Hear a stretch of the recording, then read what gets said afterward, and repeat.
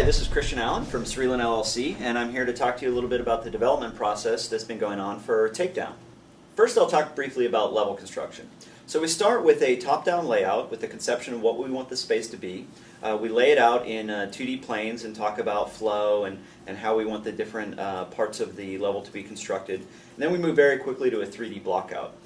So our lead environment artist will do a quick block out to where we can look at it in 3D and really get an idea of the different levels and how you would move through the space. We talk a lot about the gameplay both from a single player and a multiplayer flow to make sure that it supports the type of nonlinear gameplay that we want. Once we have the general layout in 3D, that's when we really start fleshing things out.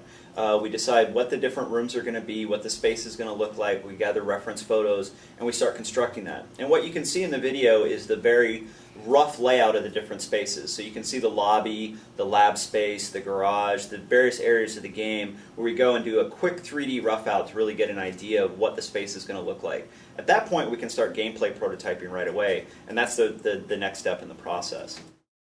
So what you're seeing here is the first render of one of our in-game weapon models. This is a 9mm pistol that you'd probably recognize and probably know that I personally enjoy.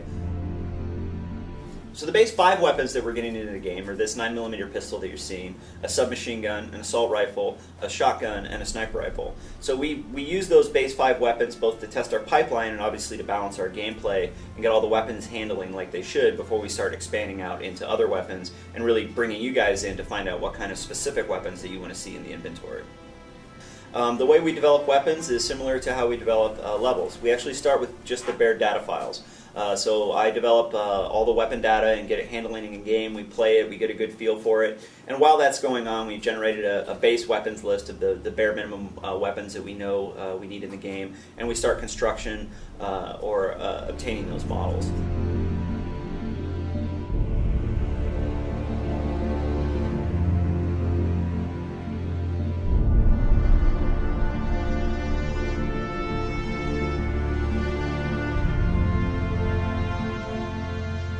Once the layout's finalized through gameplay testing, that's when art can really start working on the space. They'll do texture passes to really develop what the individual spaces look like, and that's an ongoing process. While gameplay testing and tweaking is still ongoing, the level really goes into an art production pipeline to start making it look like a real space that you're used to in a video game. Through gameplay testing, we can find out things about our level before we go further in the process. Because everything's really rough, we can move things around, we can add or subtract things if we need to.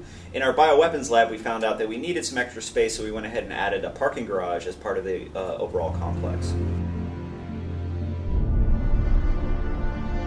So a lot of the fans have been asking for screenshots of the games. And while we're working on those are going to be released soon. What we wanted to show you is kind of touch base into how the level production process works. So you can see it from start to finish. So when you see those screenshots here in a few weeks, you're going to be able to compare them to what you're seeing here now in the video and really get an idea of how that was built up from the ground up.